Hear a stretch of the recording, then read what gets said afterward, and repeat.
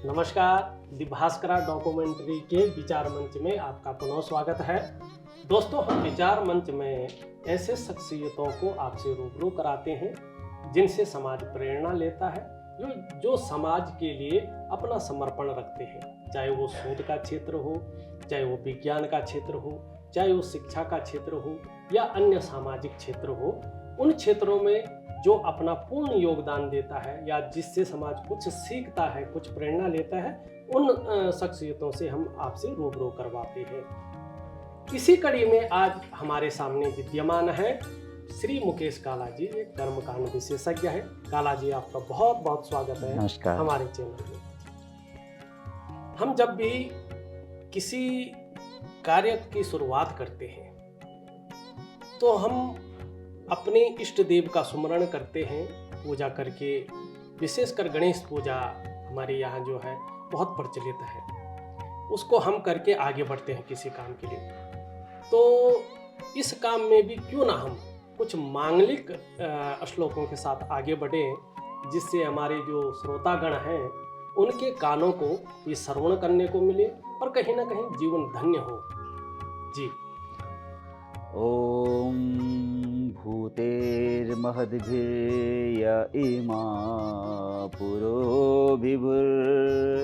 निर्मायसे ते यदुमुषु पुरुषः भुङ्क्ते गुणान् षोडशात्मका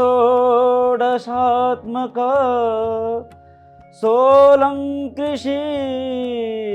भगवान् वचांसि मे। ॐ ध्येय सदा परिभवग्निमभीष्टदोहम् तीर्थास्पदं शिवविरञ्चिनुतं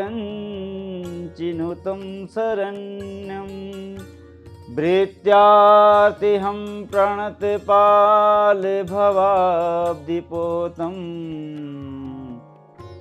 वन्दे महापुरुष ते चरणारविंदम। बहुत सुंदर जो है शास्त्री जी ने यहाँ पे अपने कंठ से जो है ये धारा प्रवाहित की है और मुझे उम्मीद है हमारे दर्शकों को भी ये बहुत अच्छा लगेगा। शास्त्री जी, जब हम किसी मकान को बनाते हैं तो आप कर्मकांड के विशेषज्ञ हैं, क्योंकि तो हम उसमें पूजा करते हैं, इसके पीछे रीजन क्या है? तो आपने बहुत अच्छा हमारे परम पूज्य भास्करा डॉक्यूमेंट्री के संस्थापक, सबसे पहले मैं आपका बहुत बहुत मन से हृदय के गहराई से मैं बहुत बहुत आभार व्यक्त करता हूं कि आपने हमारे को अपने इस पवित्र मंच में आमंत्रित किया। तो ये हमारा परम सौभाग्य है कि और आपसे एक सुंदर भेंट हमको प्राप्त हुई जी। तो दर्शकों, हम कोई भी कार्य करते हैं तो उसके लिए सर्वप्रथम जो भगवान, सबसे पहले गणपति का स्मरण किया जाता है। जी जी। जो कि मंगल के दाता हैं और अमंगलों के जो हरता हैं भगवान, गौरी गणपति जी, है ना। और जब गृह निर्माण कर रहे हैं तो उसमें सर्वप्रथम क्या होता है कि हमारे द्वारा मकान बनाते समय, निर्माण करते समय बहुत से प्रकार की हिंसाएं होती हैं जो कि शास्त्रों में वर्णित है। उनका एक प्रायश्चित के स्वरूप सब उसमें पूजा का विधान है। हमारे द्वारा अनेक प्रकार के कीड़े मकोड़े इत्यादि की हिंसा होती है, तो उनके निवारण के लिए कि हमको उनका पाप ना लगे, है ना, इतनी मृत्यु हो जाती है हमारे द्वारा कार्य करते करते, तो इसके लिए सर्वप्रथम पूजा का विधान है। तो उसमें हम सर्व गणपति इत्यादि, भगवान ओमकार, वरुण कलश ओमकार इत्यादि, नवग्रह, है ना, चतुष्षष्ठी योगिनी इत्यादि, उसमें पूजन का विधान होता है। तो इसमें कि हमारे को किसी, आपको नॉर्मल शब्दों में बताऊं कि इसमें ये है कि इनका पाप हमारे को ना लगे और इनके प्रायश्चित स्वरूप हम ये कार्य करते हैं। इसमें पूजा का कर रहे हैं एक तरफ से इनका, और जो पाप है वो पाप का भागी न बने, बल्कि जो है पुण्य के भागी बने, पुण्य के भागी बने। इससे हमारी जो है ईश्वर के प्रति जो श्रद्धा है वो और भी मजबूत हो, इसलिए हम जो है पूजा करते हैं। ये बहुत सुंदर जो है अपनी चीजों को बताया है। और इसमें विशेष ये कि वास्तु का वास्तु। गृह निर्माण के साथ साथ वास्तु का विशेष स्थान है। जी इसमें चौकी बनती है, इसमें एक होती है कि एकोसिती, एक होती है चतुष्षष्ठी। जी। इस प्रकार से एक गृह निर्माण के लिए एक वास्तु का निर्माण होता वास्तु का है, निर्माण। और एक होता है आपका कि वास्तु समय गृह व्यापार से संबंधित व्यापार एक वो चौकी बनती है ना। हाँ, हमारा मुख्य उद्देश्य होता है कि जिस चीज़ के लिए हम घर को बना रहे हैं या दुकान बना रहे हैं या कोई जो है औद्योगिक संस्थान बना रहे हैं, तो उसमें जो है हमें जो अमुक प्रकार के फल है उनकी प्राप्ति हो, इसीलिए हम जो है पहले ईश्वर को, अपनी चीज़ों को, अपने पंच तत्वों को उस पंच तत्वों में समर्पित करते हैं। तो ये हमारा एक विधान है, और ये हिंदू संस्कृति की एक खूबसूरत जो है रीति रिवाज भी यहाँ पे दिखाई देता और है। एक जो आजकल का जो समाज है, जी। हम पूजा करने का, सबसे पहले मैं आपको बता दूं कि हम पूजा, जो हमारा आजकल की जो नई जनरेशन है, जी वो कहीं ना कहीं इससे दूर होता जा रहा है। जी। तो उसको अपने हिंदू के प्रति, हिंदू सनातन के प्रति, अपनी संस्कृति के प्रति उनका अपने पूजा पाठ के माध्यम से उनको एक जोड़ा जा सके। और ये भी एक उसमें एक संस्कार उनको दिया जा सके, एक संस्कार के लिए और अपनी संस्कृति को बचाने के लिए भी जो है एक ये परंपरा जो है हमारे ऋषि मुनियों के द्वारा शुरू की गई है। और एक आत्मबल, इसमें आत्मबल बढ़ता है, और आत्मिक शांति सबसे ये तो हमारा सनातन की तो इतनी बड़े मतलब एक वैज्ञानिक। हाँ, सब पूरे सनातन को तो हम विज्ञान ही मानते हैं, एक प्रकार का हमारा पूरा सनातन ही विज्ञान है। और मैंने अपने गोब्लॉग्स में मेरा जो दूसरा चैनल है उसमें बताया भी था कि नमस्ते के पीछे का कारण क्या है, क्योंकि जब हम किसी से मिलते हैं तो सबसे पहले हम नमस्ते ही करते हैं, और जब हम नमस्ते करते हैं तो हमारे हाथ के ये पॉइंट हैं ये मिल जाते हैं, और जब ये दब जाते हैं तो हमारी स्मरण शक्ति बढ़ती है, और जिसको हम नमस्ते कर रहे होते हैं वो हमें बहुत जो है लंबे समय तक याद रखता है। ये सबसे बड़ा विज्ञान जो है हमारे सनातन में है। उसी प्रकार से हम कर्मकांड है, पूजा है, इस चीज़ को भी देखते हैं। एक छोटी सी विधा है, हम हवन भी करते हैं, उसके पीछे भी कुछ कारण होता है। हवन की उसकी सब हर एक, मैं बोल रहा हूँ हमारे एक हिंदुत्व, जो हमारा हिंदुत्व है, हमारा जो सनातन है, एक एक क्रिया के पीछे एक लॉजिकल छिपा हुआ है, एक वैज्ञानिक तथ्य छुपा हुआ है। और हवन आपने कहा, हम हवन करते हैं, किस लिए करते हैं कि हमारे जो घर में या हमारे कोई भी हमारा व्यापार का क्षेत्र है, अन्य कोई भी क्षेत्र है, कहीं भी उसमें एक सकारात्मक शक्तियाँ, एक नई ऊर्जा, एक उमंग हमारे घर में ऐसे शक्ति हमको प्राप्त हो, और जो नेगेटिविटी हमारे घर से कोसों दूर चली जाती हैं, है ना। तो हम गलत प्रभावों से बचने के लिए, और हमारी देखो ये कह सकते हैं कि जो हमारा वो ये वातावरण है इससे शुद्ध होता है। जैसे इसमें शंख घंटी का भी बहुत बड़ा महत्व है। शंख क्यों बजाई जाती है, घंटी क्यों बजाती है, इससे भी एक तो घंटी बजाने से, शंख बजाने से एक हमारे प्राणवायु की मतलब एक ऊर्जा हमको प्राप्त होती है, और जितनी नकारात्मकताएं होती हैं, जो होती हैं नेगेटिविटी होती हैं, वो दूर चली जाती है। एक चीज़ और भी कही गई है कि जब हम शंख बजाते हैं तो हमारी जो भूमि कितनी भी सोई हुई हो, शंख बजाने से जो है जागृत हो जाती है वो भूमि, और उसमें नई ऊर्जा का संचार हो जाता है। जो पॉजिटिव ऊर्जा है उसकी धारा प्रभाव बन जाती है। और 3 बार हम शंख बजाते हैं, उसका मतलब होता है आदि, मध्य और अंत। और जो हम घंटी बजाते हैं उससे जो घर में फैली नेगेटिव ऊर्जा है उसकी ध्वनि सुन के, क्योंकि हमारे जीवन में नाद का बड़ा महत्व है, तो उसकी ध्वनि सुन के जो है वो नेगेटिव ऊर्जा बाहर चली जाती है। ये सबसे बड़ा कारण है। कुछ ऐसा है, हम कहीं पूजा करते हैं और किसी की खुशहाली के लिए कुछ ऐसे मंत्रोच्चार कर सकते हैं, क्या है हमारे जो है शास्त्रों में ऐसा कुछ है? तो बार बार मैं वही बताते जा रहा हूँ कि हमारा जो सनातन है, हमारा जो वैदिक परंपरा है, हर एक मंत्र के पीछे बहुत बड़ा एक वैज्ञानिक रहस्य छुपा हुआ है ना, जिसमें हम चाहते हैं कि हमारे पर एक ऐसी शक्ति हमको प्राप्त हो। इसमें कई मंत्र हैं, हर जो भी एक, जैसे आपकी कामना है, कोई भी कामना है, हर एक कामना के पीछे अलग अलग शास्त्रों में मंत्र दिए हुए हैं। तो जैसे कि आप चाहते हैं कि कोई एक सुयोग्य वर चाहिए, किसी को एक सुयोग्य कन्या चाहिए, या कोई अपने मतलब काम के लिए, आप किसी का व्यापार अच्छा नहीं चल रहा है, किसी का घर में परेशानियां हैं, घर में किसी घर में लड़ाई झगड़ा अशांति फैली हुई, तो हर का निदान है, हर एक के पीछे मंत्र हैं। तो इसमें जैसे मैं बता दूं, आप देवी की उपासना करना चाहते हैं, हनुमान जी की उपासना करना चाहते हैं, शंकर जी की उपासना करना चाहते हैं, तो इसमें चलो आपको एक भगवान भोलेनाथ जी का ही एक मंत्र आपको जी जी जी सुनाता हूँ, जी और हमारे जो दर्शक, आपके जो दर्शक हैं उनको भी एक जी जी मंत्र ध्वनि उनको भी। अवंतिकाया विहितावतारं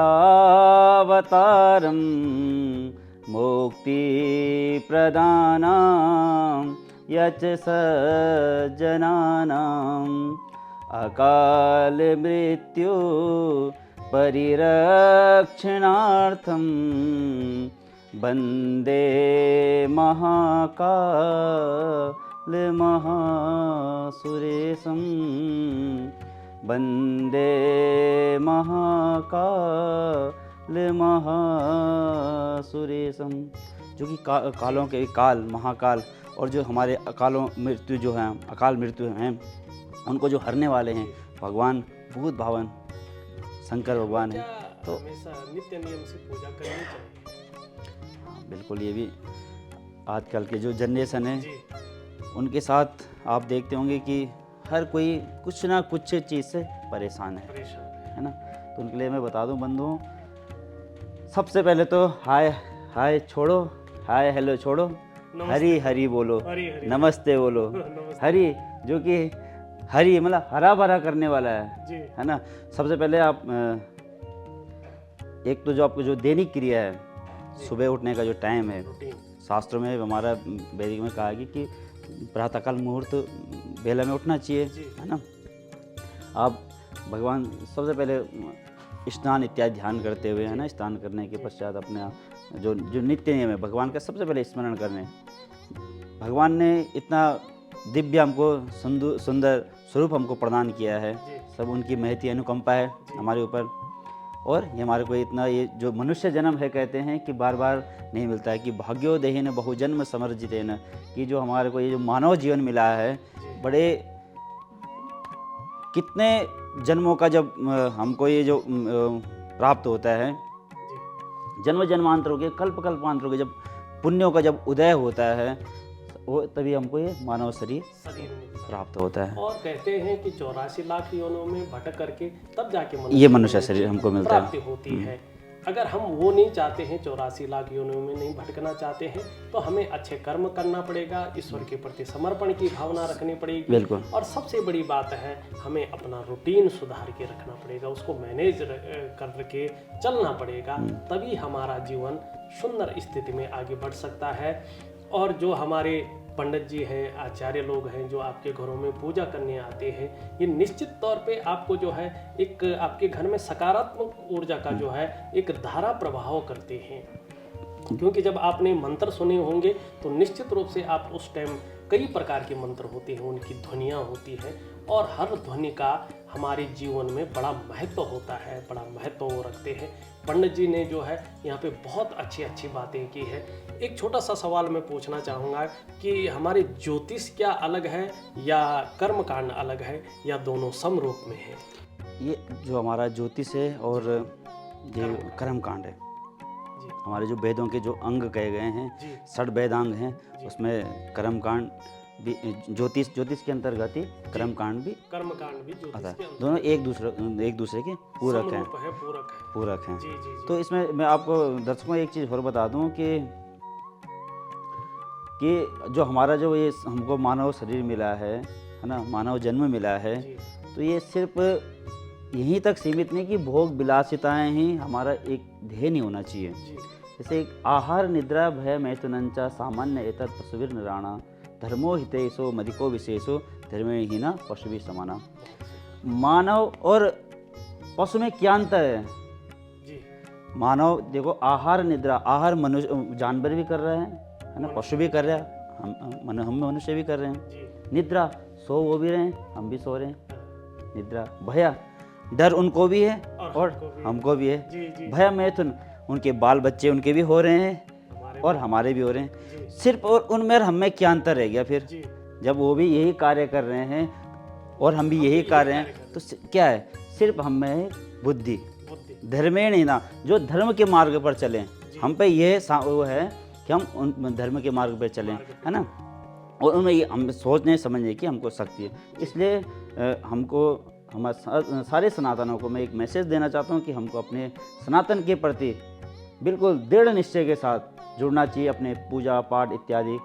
और देखो हम कोई भी कार्य करते हैं, हर पीछे के पीछे चीज़ के पीछे कर्म है, तो कर्म करने सबसे। पूजा भी एक, जैसे कि आपको पूजा में आता है कि अपवित्र पवित्रो वा सर्वावस्थाम गतोपिया यस्मिन् पुंडरीकाक्ष सभाय अभ्यंतर शुचि। देखो मानो सबसे पहले स्नान ध्यान हर चीज़ करता है, वहाँ पे हम पंडित जी एक आचमनी दे रहे हैं, तो वहाँ से हम पूरा शुद्ध हो जाते हैं। सिर्फ वहाँ पे एक भाव है। हमारा सनातन तो ये है कि आप भले नहा धो के आप आ चुके हो, आ रखे हैं, परंतु यहाँ पे एक आपको बार बार याद दिलाया जाता है कि सबसे पहले हमारे को क्या, शरीर की शुद्धि होनी चाहिए, हमारे आंतरिक शुद्ध होना चाहिए। तो इसमें बहुत सारी चीज़ें हैं। ये तो मैंने आपको पूजा पाठ का ये सबसे पहले श्लोक जो पंडित जी आके आपके जल छिड़कते हैं, ये आसमानी आपको प्रदान करते हैं। उसमें भी क्या है कि आसन शुद्ध हो तो मंत्र शुद्ध हो जाते हैं। माने शुद्धि सबसे बड़ी चीज है। जी जी कि अपने को हर रूप में आप शुद्ध रखो, बाह्य रूप में भी शुद्ध रख सकते हैं, आंतरिक रूप में भी शुद्ध रख सकते हैं। माने अपनी ये स्मरण है ना, जैसे कि अपवित्र पवित्रो सर्वावस्थाम को, ये स्मृत पुंडरीकाक्ष, भगवान स्मरण करने मात्र से हम शुद्ध आंत और अंतर से भी और बाहर से भी शुद्ध हो जाते हैं। तो ये भगवान हरि है कि हमने देखा कि किसी के घर में बहुत ज्यादा व्याधियां आ चुकी होती हैं, ठीक है ना, सब कुछ होता है, उनके पास पैसा होता है, उनके पास नौकर होते हैं, चाकर होते हैं, खूब बड़ा मकान होता है, खेती बाड़ी होती है, घोड़ा गाड़ी सब होता है, लेकिन उन लोगों का स्वास्थ्य ठीक नहीं रहता है। तो ऐसे में उन लोगों को क्या करना चाहिए, किस प्रकार की पूजा अपने घर में करवानी चाहिए जिससे जो सुख का माहौल है, जो खुशियों का माहौल है, जिससे उनका मन प्रसन्न रहे और खुशनुमा माहौल रहे, ऐसा क्या करना चाहिए? तो इसके लिए सबसे पहले मैं, ये बहुत बड़ी विडम्बना है, आज मैं बहुत से परिवारों से, बहुत से ऐसे सज्जनों से मिलता रहता हूँ, तो आजकल हर किसी के घर में कुछ ना कुछ परेशानियाँ लगी पड़ी हैं, है ना। तो उनको उनका निवारण के लिए उनका कहीं ना कहीं अपने सनातन से दूर हटना है, अपने पूजा पाठ इत्यादि अध्यात्म से बहुत दूर। आजकल पाश्चात्य संस्कृति को अपनाने की उसमें है, उसका उनका परिणाम उनको यहाँ उनको प्राप्त हो रहा है, जिसमें कि उनको पितृदोष वगैरह ये सब दोषें इनको मिलती हैं, और ये तब उनको ये बहुत सारी परेशानियाँ बढ़ रही हैं, घर में अशांति का माहौल है। इसके लिए मैं वही कह रहा हूँ, एक आप क्या बोलते हैं, सबसे पहले अपना प्रभु का स्मरण करें। कोई भी आप कार्य कर रहे हैं, अपने प्रभु का स्मरण कर रहे हैं कि प्रभु आपने हमको ये दिव्य शरीर दिया है ना, हमारे घर में सुख शांति बनी रहे। तो इसके लिए बहुत सारे मंत्र भी हैं जी, कि घर में एक चीज़ और आपको और बता दूं, चाहते हैं कि आप आपके घर में अच्छी सुख सुविधाएं, उनको सुख समृद्धि मिले, तो सुबह शाम पूजा पाठ अपने घर में दिया बत्ती अवश्य करें। जो भी आपके घर की जो नेगेटिविटी है, दीपक जलाने से भी जो भी आपकी घर में जो गलत चीज़ें होती हैं, है ना, नेगेटिविटी हैं, वो कहीं ना कहीं दूर होंगी। तो इतना तो कम से कम दिया बत्ती तो आपको करना ही करना चाहिए। जो कि मैं बहुत सारे परिवारों में जाता हूँ, उनके घर में पूजा पाठ का मतलब कुछ है ही नहीं। एक सुबह शाम बत्ती जलाने, भले रुपये पैसा खूब उनको भगवान ने इतना दिया है, परंतु भगवान का स्मरण करने के लिए उनके पास समय नहीं है। तो कम से कम अपने घर में इतना तो आवश्यक करना चाहिए। जाते जाते अगर आपके मुखारबिंद से कोई एक अच्छा सा श्लोक अगर हो जाए तो थोड़ा इसकी रंगत और बढ़ जाएगी। चलो ठीक है। भगवान भोलेनाथ जी का भी आपने श्लोक सुना, तो अब भगवान एक हमारे जो बाल गोपाल वृंदावन बांके बिहारी जी हैं, उनका भी एक सुंदर सा श्लोक गाने का जी।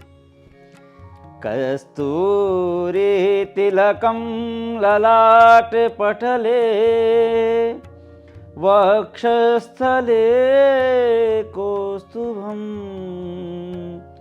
नासाग्रे वरमुक्तिकं करतले